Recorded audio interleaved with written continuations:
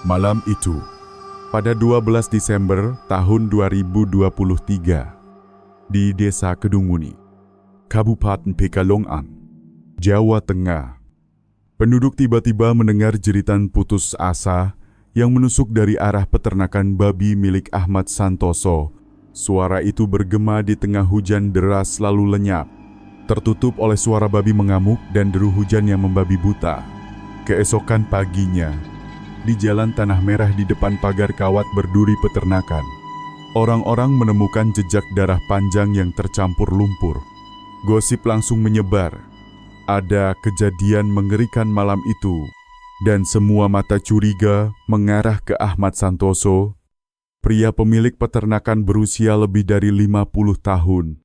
Aneh dan sulit ditebak, Ahmad terkenal di seluruh daerah dengan 3 kebiasaan ganjil. Pertama, meski memelihara ratusan babi, dia vegetarian ketat. Kedua, dia sering menampung perempuan-perempuan yang terlantar, tapi tak pernah mempekerjakan penduduk lokal. Ketiga, peternakan Santoso selalu diselimuti kesunyian mencekam. Orang-orang bergumam memanggilnya Ahmad si penghilang, karena apapun yang berhubungan dengannya hilang tanpa jejak. Suasana di peternakan semakin membuat bulu kuduk merinding. Bau amis dari kandang babi menyengat sementara rumah utama Ahmad bersih steril seperti ruang tanpa nyawa. Dingin membeku. Di antara kontras aneh itu, siapapun yang pernah berurusan dengannya pulang, membawa perasaan tak terjelaskan, bahwa di balik tampang welas asih dan diamnya, tersembunyi rahasia gelap yang tak ada yang berani sentuh di desa ini. Di sebuah desa miskin di Provinsi Lampung, Ibu Siti Aminah yang berusia 65 tahun hidup sendirian di rumah reot, dikelilingi kebun sayur dan sawah kecil. Tangan kasarnya sudah bungkuk karena usia, tapi matanya masih menyala dengan keyakinan. Api harapan untuk putri bungsu, Fatimah Sari. Fatimah adalah janda muda. Suaminya meninggal dini, meninggalkan seorang anak kecil.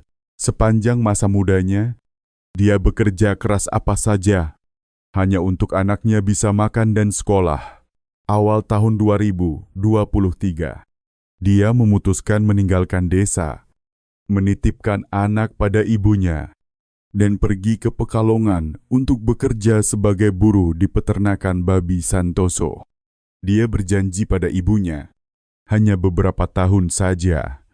Cukup uang untuk perbaiki rumah bocor, biayai sekolah anak, lalu pulang. Awalnya Fatimah masih telepon rutin. Tiap bulan kirim beberapa juta. Pesan ibu jaga kesehatan. Tapi panggilan semakin jarang, kiriman uang berkurang, dan akhirnya ponselnya mati total. Ibu Siti awalnya mencoba tenangkan diri. Mungkin anak sibuk, mungkin ganti nomor belum sempat beritahu. Tapi kekhawatiran semakin membesar. Ada malam dia terbangun keringat dingin, karena mimpi melihat putrinya menangis tersesat di antara gerombolan babi menggeram sambil minta tolong, tapi tak ada yang dengar. Dia merasa ada hal buruk terjadi. Ibu desa miskin itu tak percaya kata-kata tetangga yang menenangkan. Juga tak terima gosip jahat bahwa anaknya kabur dengan pria lain. Insting keibuan bilang putrinya dalam bahaya. Di usia senja, Ibu Siti sendirian berangkat ke Jawa. Naik bus jarak jauh lebih dari 1000 kilometer, menuju Pekalongan dengan hati campur takut dan harap. Perjalanan itu bukan sekadar cari anak hilang, tapi perjuangan hati seorang ibu, meski tahu sulit dan berbahaya, tapi tetap maju karena yakin, selama dia hidup, harus temukan putrinya. Saat tiba di peternakan babi Santoso di Pekalongan, Ibu Siti hanya bawa foto lama putrinya dan harapan tipis. Hatinya berdegup kencang melihat dari kejauhan atap seng abu-abu. Pagar kawat berduri mengelilingi, dan bau amis menyengat khas kandang babi. Di depan gerbang besi berat, dia kumpulkan keberanian teriak nama putrinya. Sebentar kemudian, Ahmad Santoso mungkul. Pria kurus dengan mata sulit dibaca itu keluar dengan tenang luar biasa. Melihat nenek gemetar di depan gerbang, Ahmad tak kesal, malah senyum tipis sopan. Dia undang masuk, tuang sekangkir teh lalu pelan bilang, "Oh, Fatimah ya? Dia ikut sopir truk ke Malaysia buat bisnis besar. Bu, pergi buru-buru tapi dia titip salam buat ibu." Kata-kata itu terlalu siap, terdengar masuk akal, tapi hati Ibu Siti tiba-tiba dingin membeku. Ibu mana yang tak kenal anaknya sendiri? Fatimah pemalu, tak pernah berani pergi jauh sendirian. Apalagi tinggalkan anak kecil di desa begitu saja. Dia tahu Ahmad sembunyikan sesuatu, tapi di hadapan sikap tenang menyeramkan itu, dia merasa kecil lemah seperti daun jatuh di badai. Tak menyerah, Ibu Siti pergi ke Polsek Desa Lapor. Dia cerita detail dari mimpi buruk sampai bulan-bulan tanpa kabar, tapi respons yang didapat hanya mata acuh. Ada petugas malah angkat bahu pelan. "Bu, buruh jauh rumah kabur ikut kowok biasa kok. Pulang aja. Kalau ada kabar baru kami beritahu." Kata-kata itu seperti pisau menyayat hati. Di jalan Tanah Merah pulang ke penginapan sementara, dia diam-diam menangis. Satu sisi tipu muslihat musuh jahat, sisi lain sikap birokratis cuek dari aparat. Penderitaannya dianggap remeh, instingnya dianggap tak masuk akal. Tapi dalam hati, Ibu tetap teguh. Kalau tak ada yang percaya, dia sendiri cari kebenaran. Setelah ke Polsek tanpa hasil, Ibu Siti Aminah tak mau kalah. Berhari-hari dia keliling warung kopi, sudut pasar dekat peternakan babi Santoso, pegang foto lama putrinya, tanya siapa saja. Ada yang geleng kepala, ada yang kasihan saran, jangan cari lagi. Tapi dia gigih. Suara tersendat ulang, pertanyaan sama. Ada yang lihat, Fatimah anak saya. Keteguhan nenek desa itu cepat menyebar. Banyak yang iba mulai bisik cerita yang didengar. Ada beberapa gadis pernah kerja di sana, tiba-tiba hilang tanpa pamit. Eda malam hujan. Orang dengar jeritan tenggelam di antara suara babi. Potongan gosip itu akhirnya sampai ke telinga Letnan Kolonel Budi Santoso, Wakil Kepala Polres Pekalongan, Jawa Tengah. Letnan Kolonel Budi penyidik berpengalaman. Pernah gelisah karena kasus hilang tak terpecahkan 5 tahun lalu. Saat dengar cerita Ibu Siti, dia tak hanya lihat duka seorang ibu, tapi sadar ada keanehan di baliknya. Dia putuskan buka ulang berkas. Dia perintah cek ulang data orang-orang pernah kerja buruh di peternakan Santoso. Hasilnya bikin tim penyidik terkejut. Dalam 5 tahun terakhir, setidaknya 36 perempuan pernah muncul di sana, lalu hilang. Mereka pergi dengan alasan sama, ikut suami baru bisnis jauh ke Malaysia, kesamaan setelah tinggalkan peternakan. Tak satu pun hubungi keluarga lagi. Letnan Kolonel Budi langsung lapor atasan dan usul bentuk tim khusus. Karena sensitif dan serius, tim khusus diluncurkan rahasia dengan kode HL23, singkatan dari Hutan Liar 2023. Dari ibu desa dengan insting samar, kasus ini masuk tahap baru. Perang diam-diam antara tim penyidik dan pelaku dengan topeng sempurna. Saat tim khusus HL23 dibentuk, penyidik tak berhenti dicari jejak Fatimah Sari. Mereka mulai telusuri berkas demi berkas. Kunjungi keluarga yang punya saudara kerja di peternakan babi Santoso, lalu hilang mendadak. Dan dari situ, gambaran keseluruhan tragedi berantai mulai terungkap. Bikin siapa saja dengar tersedak. Keluarga pertama yang dikunjungi tim adalah milik Aisyah Rahman. Asal desa miskin di Provinsi Banten, rumahnya di ujung jalan tanah kecil. Atap sudah pudar, depan hanya beberapa petak sayur. Di rumah itu, adik bungsu Aisyah sambut tim polisi dengan mata merah. Suara gemetar, sejak kakak pergi kerja ke Pekalongan, kami hanya tunggu kakak pulang, tapi sudah bertahun kakak hilang kabar. Lewat cerita adiknya, sosok Aisyah muncul sebagai perempuan baik hati. Pekerja keras, tak mungkin tinggalkan anak sulung yang belum genap 1 tahun. Dia tanggung jawab keluarga sendirian. Keinginan terbesar Aisyah, cari uang bangun ulang rumah untuk ibu tua, dan beri anak-anak tempat teduh. Hari-hari awal di peternakan Santoso, Aisyah masih telepon rutin. Di panggilan itu, dia sering pesan ibu jaga, kesehatan, janji, tunggu aku beberapa tahun lagi. Aku pulang bangun rumah batu kuat buat ibu. Janji itu jadi penghibur keluarga. Tapi di panggilan terakhir, suara Aisyah aneh. Gemetar penuh gelisah. Dia cuma bilang pendek, "Di sini bos aneh banget," lalu buru-buru matikan. Sehak itu, nomornya mati. Tak bisa dihubungi lagi. Ibu tua Aisyah sering ke terminal. Harap lihat anak pulang. Tapi semakin tunggu, putus asa semakin menggerogoti. Adik bungsu hari-hari cari kabar kemana-mana, tapi balasannya hanya diam dingin atau jawaban tak bertanggung jawab. Pasti kakak lo ikut suami. Cerita Aisyah bukan cuma satu orang hilang, tapi buka realita menyakitkan. Banyak perempuan miskin lain masuk peternakan itu dengan harap ubah nasib, tapi akhirnya hilang tanpa kabar. Nasib mereka bukan cuma lenyap dari masyarakat, tapi tinggalkan lubang tak tergantikan di keluarga. Anak yatim tanpa ibu, ibu tua kehilangan sandaran, saudara kandung hidup dalam kegelisahan tanpa jawab. Bagi Letnan Kolonel Budi dan tim, rekonstruksi cerita Aisyah serta korban lain sangat penting. Itu bukti kasus Fatimah bukan kejadian tunggal tapi rangkaian kejahatan tersembunyi sistematis. Setiap perempuan hilang adalah mata rantai tragedi. Dan pelaku bukan lagi tersangka, tapi mulai jelas sebagai bayang gelap pembawa maut. Air mata keluarga korban. Cerita tersedak dari kerabat ubah tim khusus HL23. Dari kasus hilang biasa jadi penyidikan hidup mati. Ungkap kebenaran, atau akan ada perempuan lain terseret pusaran tragedi ini. Dan dari sini, tim paham untuk hentikan hilang misterius berantai.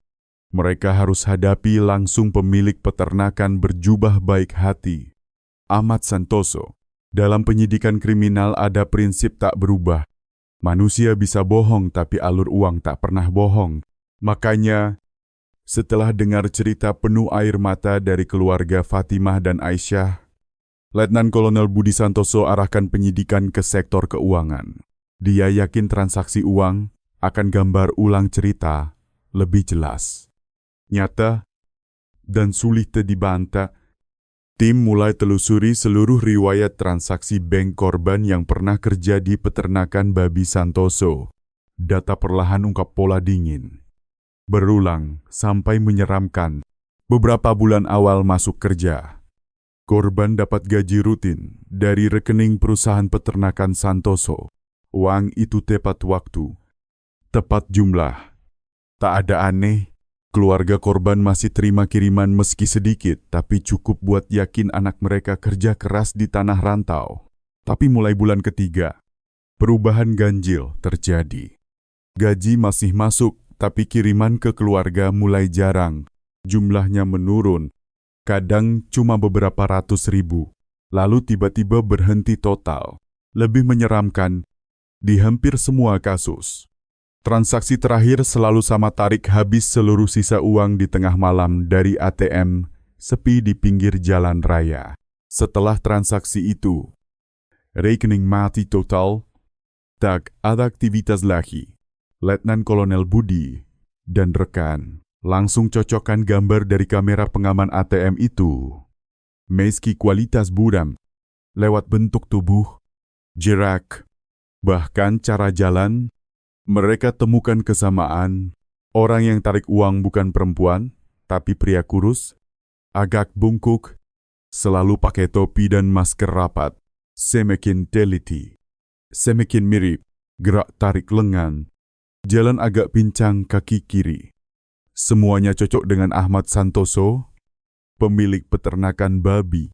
Untuk pasti, Budi perintah putar ulang puluhan kali lalu kirim penyidik bayangi Ahmad di dunia nyata. Hasil tak di luar dugaan. Cara jalan dia identik dengan pria di kamera. Ini temuan kunci awal, karena kalau sebelumnya gosip desa atau insting Ibu Siti cuma perasaan. Sekarang tim punya bukti konkret.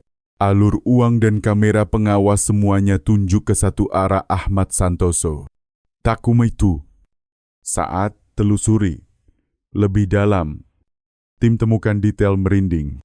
Di seluruh 36 kasus hilang, waktu tarik habis uang selalu jatuh tepat 3-5 hari setelah korban telepon terakhir. Rentang waktu itu cukup panjang sembunyikan kejadian mengerikan. Dan cukup pendek bukti perginya bukan sukarela. Letnan Kolonel Budi paham dengan data ini.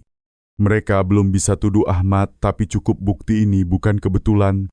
Itu pola maut berulang. Litsik dan hitung, dan saat angka-angka bicara, seluruh tim HL23 tahu sudah waktunya maju lebih dalam. Tak cuma ikuti alur uang, tapi juga masuk langsung ke sarang harimau. Tempat rahasia tergelap, Ahmad Santoso tersembunyi.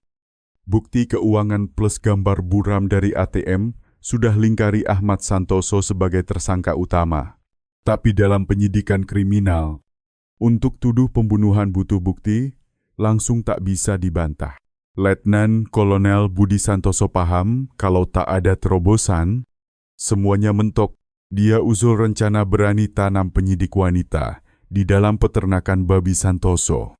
Hanya di sarang harimau, mereka bisa kumpul bukti hidup. Sekaligus selamatkan yang mungkin masih terjebak.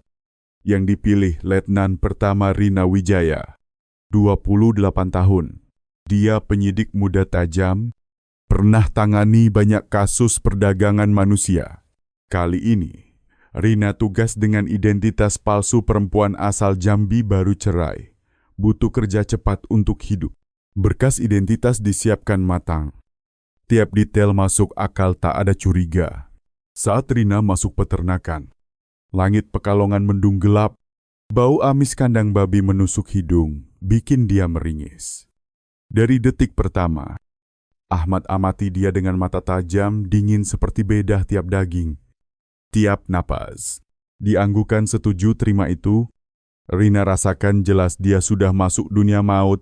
Hidup di dalam peternakan cepat tunjukkan sesak. Siang hari buruh kerja mati-matian. Angkat barang, bersih kandang, beri makan babi. Malam hari bukannya istirahat. Rina sering dengar mesin giling pakan berbunyi aneh jam 2-3 pagi. Kadang dia lihat Ahmad diam-diam tarik gerobak ke gudang. Di atasnya ditutup kain hitam. Tak ada yang berani tanya. Tak ada yang berani lihat lama. Di peternakan, Rina kenal satu perempuan namanya Mbak Dewi. Sudah kerja lebih 1 tahun, dia kurus. Mata selalu penuh takut. Saat Rina ayak ngobrol, dia cuma jawab pendek lalu buru-buru pergi. Seperti takut ada yang dengar. Detail kecil itu saja cukup bikin Rina paham. Ada bayang gelap selimuti bikin semua orang di sini hidup dalam ketakutan. Untuk selesai tugas, Rina harus berani cari bukti. Suatu sore, saat Ahmad keluar beli babi ke kabupaten, dia selip masuk gudang tempat buruh biasa dilarang dekat. Di sudut gelap, di bawah tumpuk karung lama, dia temukan kotak kayu. Hati berdegup, tangan gemetar buka tutup, dan di dalam muncul barang-barang bikin Rina membisu. Baju perempuan, perhiasan murah, dan khusus buku catatan kecil kuning pudar. Balik cepat tiap halaman. Tulisan miring muncul, "Bu, aku takut sekali." Itu tulisan Fatimah Sari. Saat itu, Rina rasakan seperti listrik menyambar punggung. Dia tahu baru sentuh bukti hidup. Jeritan tolong terakhir tertinggal di neraka ini. Selama 10 hari hidup di peternakan, Rina harus akting sempurna sebagai buruh biasa. Luar tatkeria, tapi dalam hati selalu was-was ketahuan. Tiap pandang Ahmad, tiap langkah dia lewat bikin bulu kuduk berdiri. Cuma salah langkah sekali.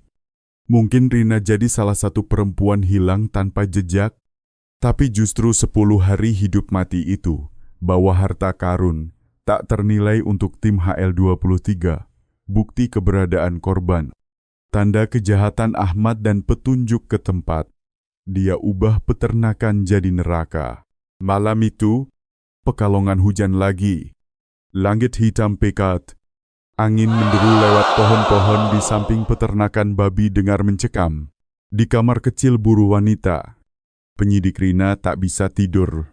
Dia masih haunted oleh tulisan di buku catatan. Bu, aku takut sekali. Sekitar hampir 2 pagi, suara mesin giling pakan bergaung lagi gembor. Seperti mimpi buruk berulang, insting bilang ada aneh. Rina berani diam-diam keluar di bawah hujan deras. Dia lihat Ahmad Santoso tarik gerobak berat ditutup kain hitam ke arah sumur biogas belakang peternakan. Cahaya senter berkedip-kedip pantul ke wajahnya dingin tanpa emosi. Rina coba tenang.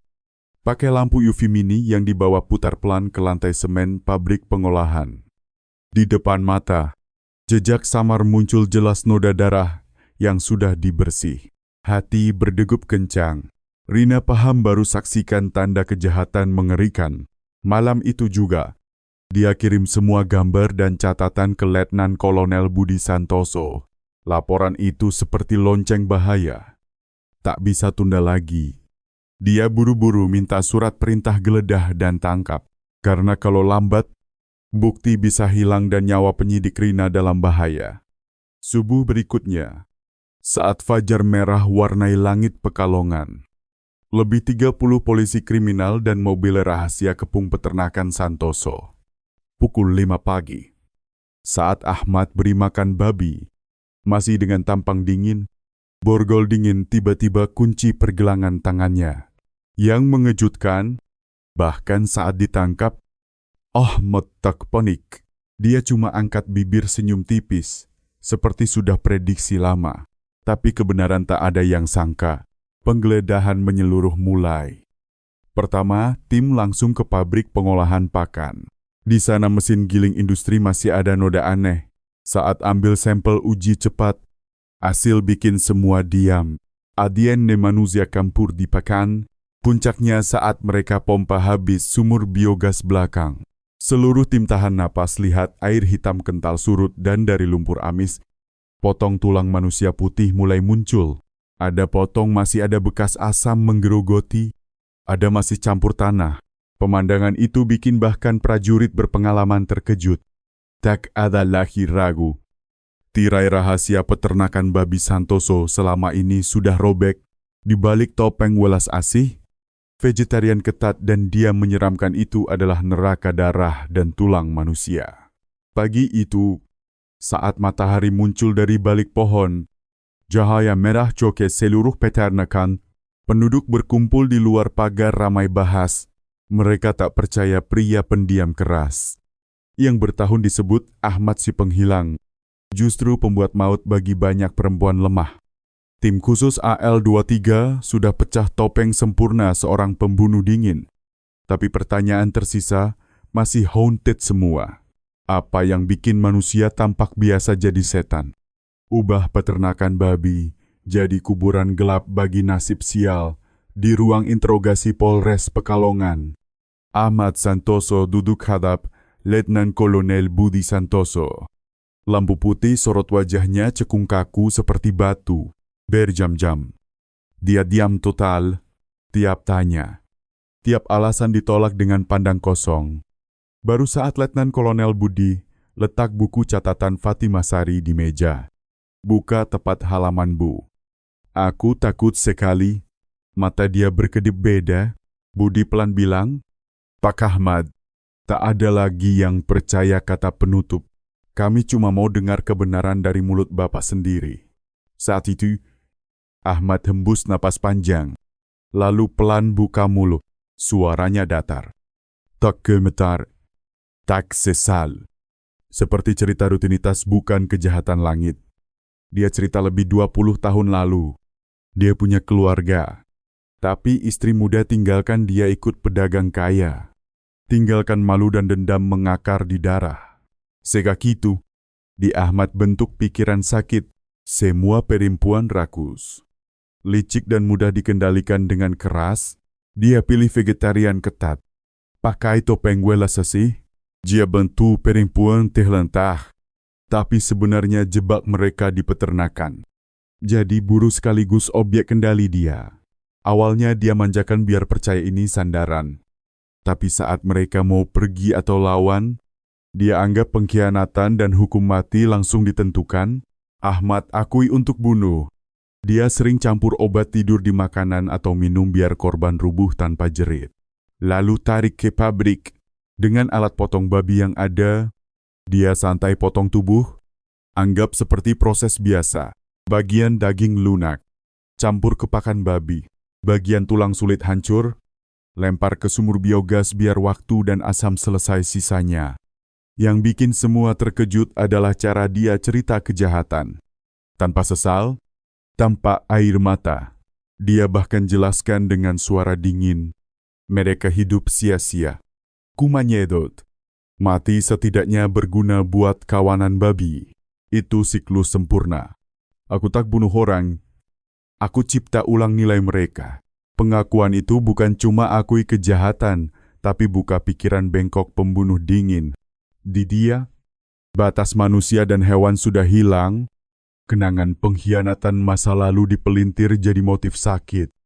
Ubah dia jadi penghukum perempuan dengan musnahkan mereka. Di ruang interogasi, banyak petugas berpengalaman diam saja dengar nada itu.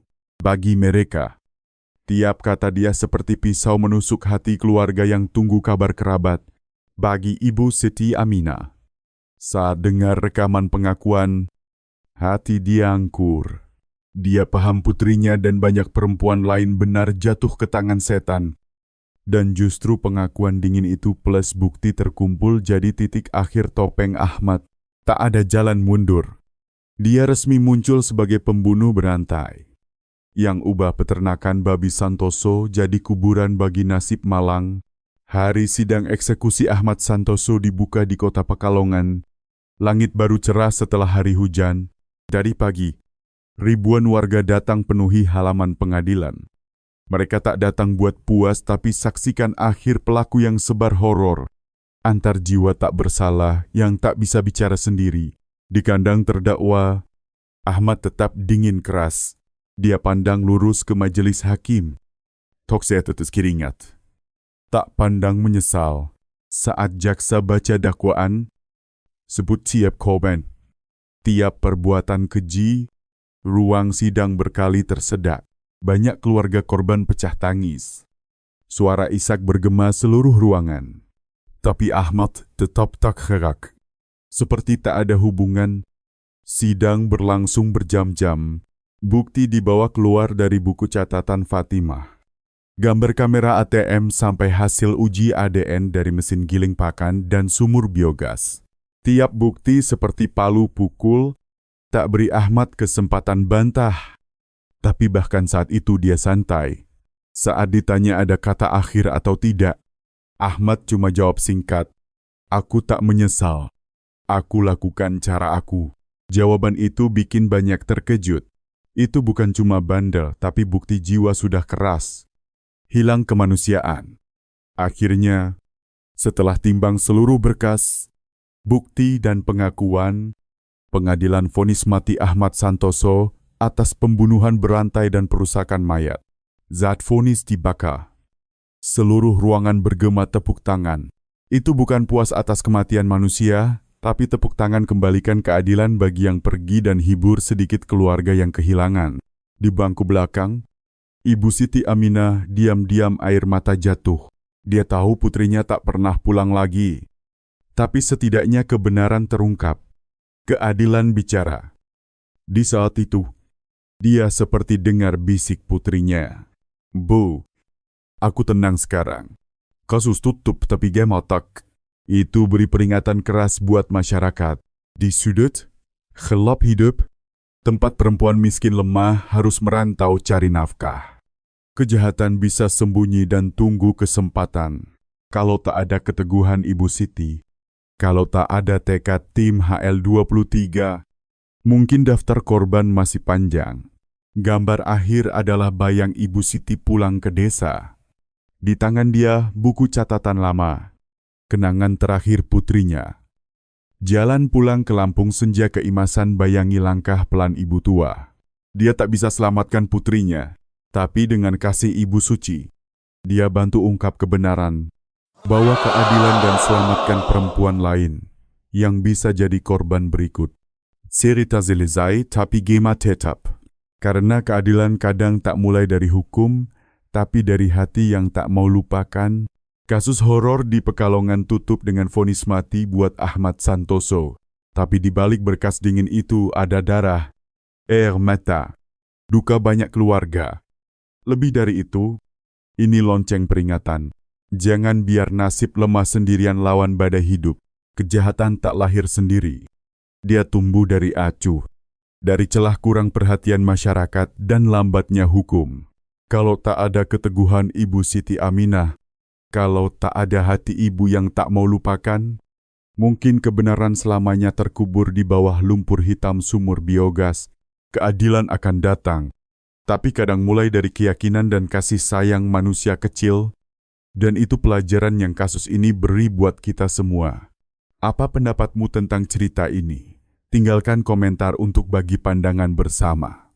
Jangan lupa like, share dan subscribe channel untuk tak lewatkan kasus misterius dan cerita manusiawi berikutnya.